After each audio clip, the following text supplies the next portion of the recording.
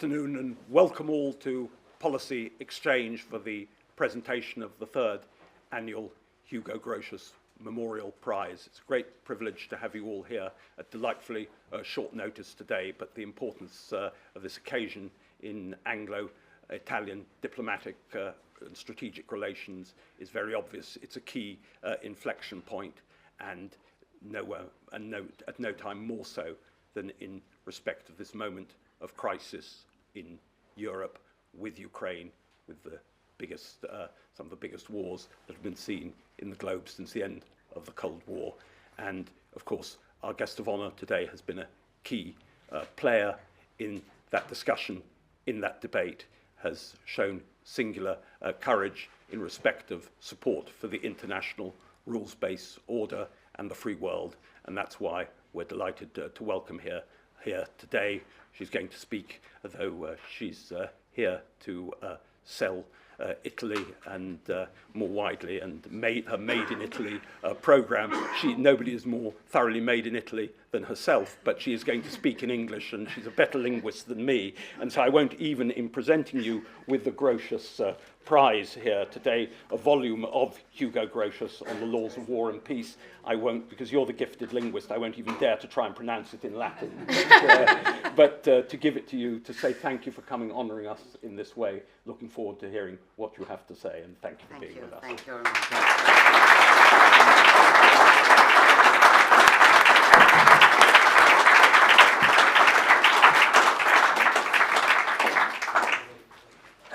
Well, good morning to everyone. It is absolutely my privilege and honor to address you on my first visit to the United Kingdom as Prime Minister of Italy. I would like to express my gratitude for the invitation to this prestigious institution. Yesterday with my friend Rishi Sunak, we stressed our mutual belief in the importance of centers dedicated to cultural and political exchange like yours. I would therefore like to warmly thank Lord Godson for thinking of me as the awardee of the Grotius Prize for 2023. The nature, the symbolism, and political meaning of this prize and the values that inspire it are the foundation of the Western political communities and are at the core of our nation. We could consider Hugo Grotius as one of the fathers of the rule-based international order. Today, more than ever, freedom, peace, independence, sovereignty are principles worth reaffirming and, more importantly, fighting for literally. Today, more than ever, we are called upon to defend these principles, the very foundations of the international law, without which we would be in a chaotic situation.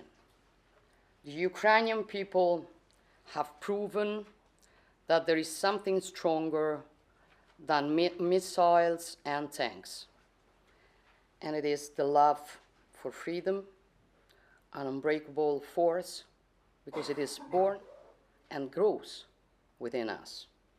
As Winston Churchill once said, all the great things are simple, and many can be expressed in a single word: freedom, justice, honor, duty, mercy, hope. This is the true lesson that Ukrainian patriots have reminded each of us. On February 24th, 2022, the Russian Federation shocked the world by invading Ukraine. Putin's goal was to make Ukraine a vassal state, denying its national identity. But that plan failed. Against the courage of those who love their nation and are not willing to lose their identity, their sovereignty, their freedom.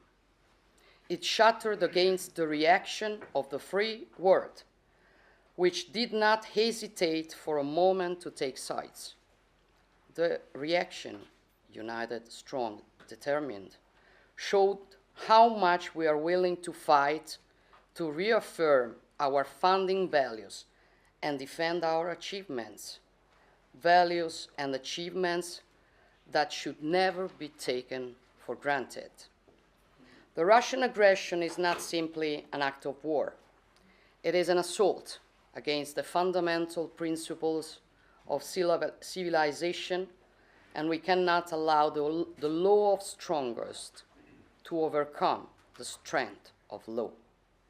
This is not exclusively an interest of Europe. This is the basis for peaceful coexistence of all nations. I know that there are many who feel that Europe has in the past failed to acknowledge that the world's problems are also ours. Until the past few years, our vision and action have been dramatically short-sighted. This should no longer be the case. We have to boldly tackle together the challenges of the 21st century, and the time is now. Will the nation we call the Global South follow us?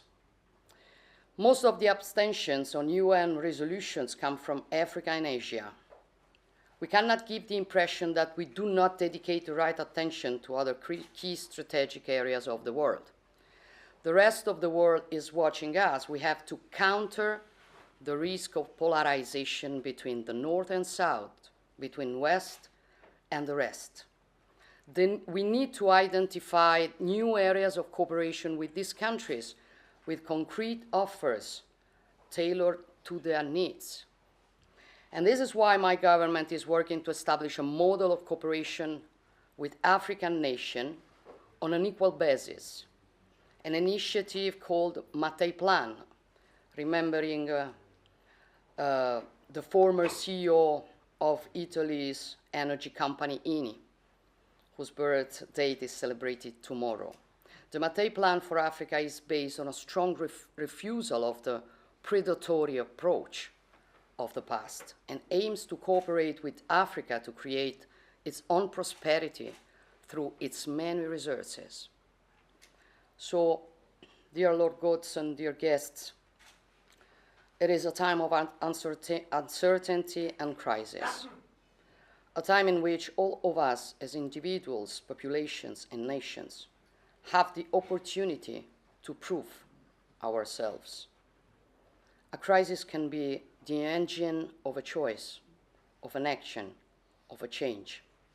From a crisis, we can emerge stronger and freer, and we can track the direction of a new path, a path in which we must have the ability to preserve what is precious and irreplaceable: our identity, our history, our values, the civilization we built. We don't stand with Ukraine because we like the war. We stand with Ukraine because what we want to defend is stronger than the fear of war. Sir John Ronald Tolkien wrote, I do not love the bright sword for its sharp edge, nor the arrow for its swiftness, nor the warrior for his glory. I only love which I defend. The way is not to erase our home. It is not to give up our freedom or our values. The way is to love our home and to make it even more solid and strong in bad weather. And Roger Scruton said it best. The real reason why people are conservative is that they are attached to the things they love. This is the time ahead of us, and this is exactly the time we intend to live. Grazie a tutti.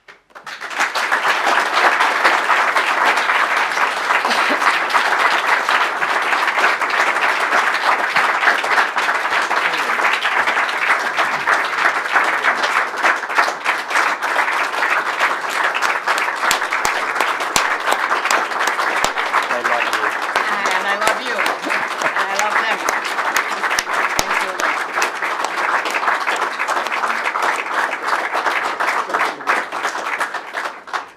As the chairman of Policy Exchange, I just want, on behalf of the organisation, Prime Minister, to thank you, first of all, for coming along and being with us today. Secondly, for honouring us by accepting the Grotius Prize. And thirdly, by making, let's be frank about it, such an inspiring speech. Yeah. I thought it was a wonderful speech that embraced so many of the common values that we throughout the Western world have. I come from another part of the Western world. I come from Australia, the other end of the world. But we share these values, and it's the unity of our countries around those values which is going to ensure their preservation. And I think you have put that so well today. So you are hugely welcome here, Prime Minister. And I want to make one other point about the Prime Minister. She is the first female Prime Minister of Italy. Italy has had kings. They've all been men.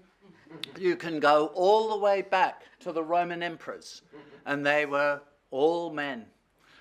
So she is the first leader of what we now call Italy, who is a woman ever.